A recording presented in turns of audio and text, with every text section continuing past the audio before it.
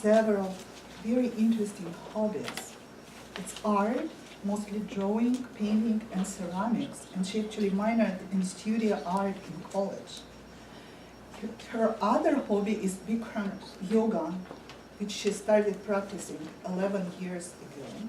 She also do mountain biking, and she came 8th at the recent Sea Otter Classic.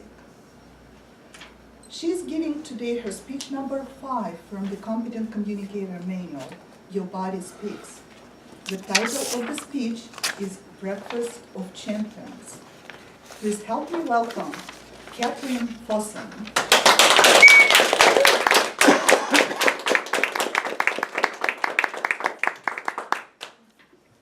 Thank you, Madam Toastmaster, fellow Toastmasters, and welcome guests. I eat mountains for breakfast. I guess you remember that from my last speech. But today I want to talk to you about what I feed my children for breakfast. Tiny mountains of food mostly. So I have 2 daughters. Miriam is 3 and Genevieve is 1. And these girls can eat. It's unbelievable, even comical, how much they can eat, especially at breakfast. To illustrate, let me walk you through a typical morning at our house. So Genevieve wakes up at 6 a.m., which is a little early for me, but I get out of bed, and as soon as that girl opens her eyes, she's giving the sign for more. Now, she can't talk yet, but I'm pretty sure she's not asking for more sleep. It's more food. So I get out of bed and I stagger down the stairs with both of them, and I get them each. I start them with some fresh, organic, plain yogurt and a sprinkle of some organic granola on top. They each get their bowl and they just inhale it. It's gone. They want more. Okay, so some more granola, more yogurt. Yep. Then they inhale it. It's gone. They have 2, 3, 4 servings. I lose count. And at some point we run out of yogurt, so I get the milk to go with the rest of the granola, and I bring the milk out. I start to pour it, and Genevieve, she'll freak out because I need to display the milk carton like a sommelier would a fine bottle of wine. So I have to point out the cow on the side of the milk carton, make sure this is the milk she likes. Okay, acceptable milk, right? So they each get their milk. And in the meantime, I start making a smoothie for myself. I've got some fresh spinach from the farmer's market, some wild Maine blueberries, and I'm about to add a banana. And Genevieve sees the banana and she wants some of that. So I go to give her a bite and she takes the whole thing and just shoves it all in her mouth. So Miriam's jealous because then she wants a piece of fruit too, of course. But she doesn't like banana. So she wants strawberries. So I go to the fridge and unfortunately we have no strawberries. I look around and find mango. Would you like some mango? Yes. Okay, she wants mango. So I peel the mango and I cut it up. Of course, I have to make sure I save another piece for Genevieve because whatever her sister wants, she wants some of that too. So finally, after they've eaten all their fruit, then I've got my smoothie ready to go and they want some of that too. So they each get a glass, pour the smoothie. There's really not a lot of smoothie left for me, but this is my breakfast.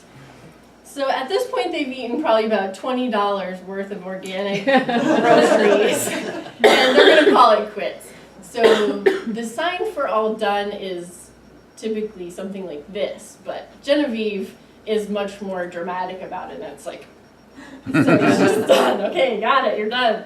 So I go over to Genevieve and I take her smoothie-covered, yogurt-covered clothes off, and she just waddles away from the table with this big belly full.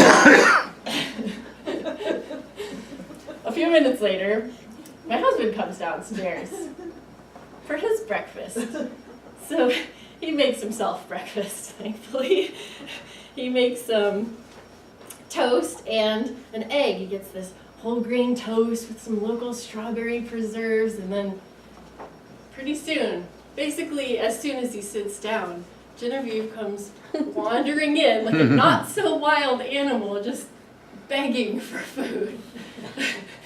So of course he picks her up and she sits on his lap and she eats most of his toast. This is what I call phase 2 of breakfast, because then Miriam sees that there's more breakfast to be had, so in she comes and he makes more toast for everyone. But Miriam doesn't like the toast toasted, so I guess she just wants a piece of bread. And then Genevieve doesn't really care if it's toasted or not, she just wants to lick the jelly off. So Miriam sees that my husband is also drinking some juice, and she is begging me for juice, but no, I'm putting my foot down. I think we've had enough fruit and sugar for the morning, no more. Calling it quits on breakfast. So I get the kids dressed and we head out to the daycare where I take them every morning. And you know, wouldn't you know it, we arrive at the daycare just in time as they're serving breakfast. And of course, those kids belly right up to the table, dig right in as if they've never eaten before. And seriously, if we get there late in the morning and they have already served breakfast, Genevieve will throw a fit, just stomping and breakfast. And the caretakers make it a point to tell me later in the day that she was really hungry at lunch because she didn't get breakfast here at school. So this 3-phase breakfast, it plays out virtually about the same way every morning at my house. And while I'm happy that my girls are good eaters, I'm a little concerned about how much this is going to cost me when they get older.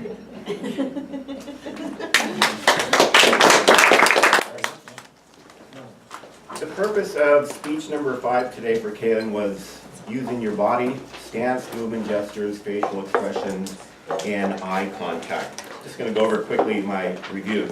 I thought the topic was excellent because it facilitated using your gestures to explain the heights of your daughters and the way you make breakfast and this. It was very appropriate, I thought. Your preparation was obviously excellent. Your manner was very confident and enthusiastic. You felt very comfortable, I think, up here at the lectern. Posture, no problem. Gestures, very good. Gestures constantly throughout your speech. With speech number 5, because of the theme of using your body, one thing I think I've seen it done somewhere is to remove the lectern, because basically half of me is covered up by the lectern. So if you remove the lectern for speech number 5, because it's using your body language, that's kind of an ambitious thing, but something that anyone can try on speech number 5. Body movement was purposeful and smooth, no problems there. Eye contact, I noticed you were going all around the table, including everyone. The speech's purpose, facial expression, organization, all excellent. Really, it's hard to evaluate you because I have a very difficult time finding anything that I would recommend. The only thing that I did find was at the very end of your speech, you just sort of stopped. And I was wondering, in about a second, I realized that was the end, but it'd be good to have a smoother ending, or thanking the audience, or summing up, something instead of just stopping. That's the only recommendation I could really give. Overall, an excellent integration of body language with the speech. You achieve the purpose of speech number 5 to use body language fine. I don't really see any problems, so in a sense, very easy evaluation for me. Thank you.